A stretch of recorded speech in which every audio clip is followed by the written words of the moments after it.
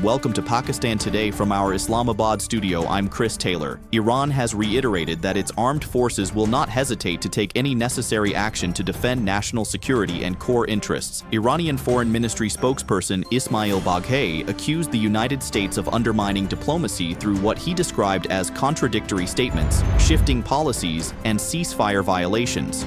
Baghei said diplomacy cannot succeed without favorable conditions and warned that continued breaches of ceasefire agreements could further damage negotiations. He also accused Israel of repeatedly violating the Lebanon ceasefire. Meanwhile, Iranian lawmaker Ebrahim Rezai criticized Washington for quickly blaming Iran for a helicopter crash in the Strait of Hormuz, while investigations into the killing of schoolgirls in Manab remain unresolved. In a related development, Iranian Foreign Minister Abbas Araghchi has held separate telephone conversations with the foreign ministers of Saudi Arabia and Turkey following recent United States strikes in southern Iran. According to Iranian state media, discussions focused on the latest regional situation, U.S. military actions, and rising tensions across the Middle East. Araghchi strongly condemned the strikes, calling them a violation of Iran's sovereignty, territorial integrity, and international law. He stated that Iran has the right to self-defense and said its armed forces responded to aggression in order to protect national security and national interests. Regional peace and diplomatic efforts were also part of the discussions.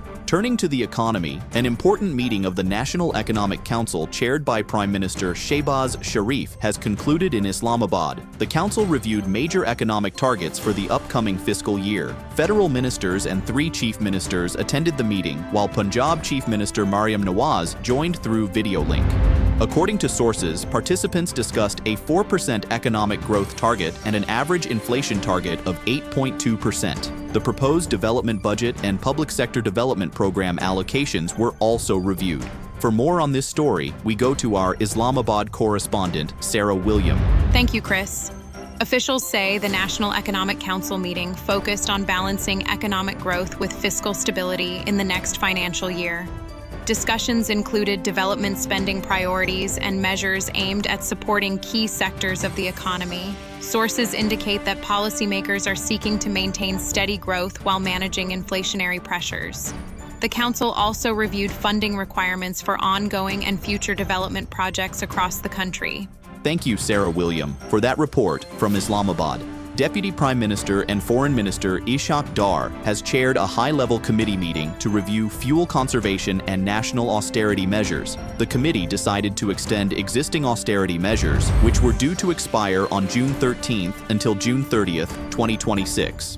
In a move aimed at facilitating the public, the Ministry of Foreign Affairs and its regional offices in Karachi, Lahore, Peshawar, Quetta, and Gujarat will remain open on Fridays for consular attestation services. Authorities have also extended operating hours for small grocery and general stores nationwide until 10 p.m., including weekends. In Punjab, Chief Minister Maryam Nawaz has allocated 310 million rupees for the She Threads initiative designed to empower rural women through skills development in the textile sector. The program targets women between the ages of 18 and 45 and offers training in a range of textile-related fields. Participants will receive a monthly stipend of 15,000 rupees along with a transport allowance. Officials say thousands of women have already benefited from the program, with many securing employment after completing their training. The initiative aims to strengthen economic independence and expand employment opportunities for women in the textile industry. Pakistan has received a record $4.3 billion in workers' remittances during May 2026, according to the State Bank of Pakistan. The central bank reports that remittances increased by more than 20% compared to April and by 15% from the same period last year.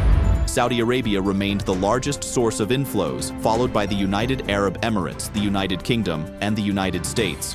During the first 11 months of the fiscal year, total remittances reached $38.1 billion. Analysts say the country is now on track to surpass $41 billion in remittances by the end of the fiscal year, providing additional support to Pakistan's external financial position. And finally, tourists have been killed and injured after a van caught fire following an accident on the Murree Expressway near Kajut. According to motorway police, the vehicle overturned while traveling from Islamabad to Murree, triggering a fire.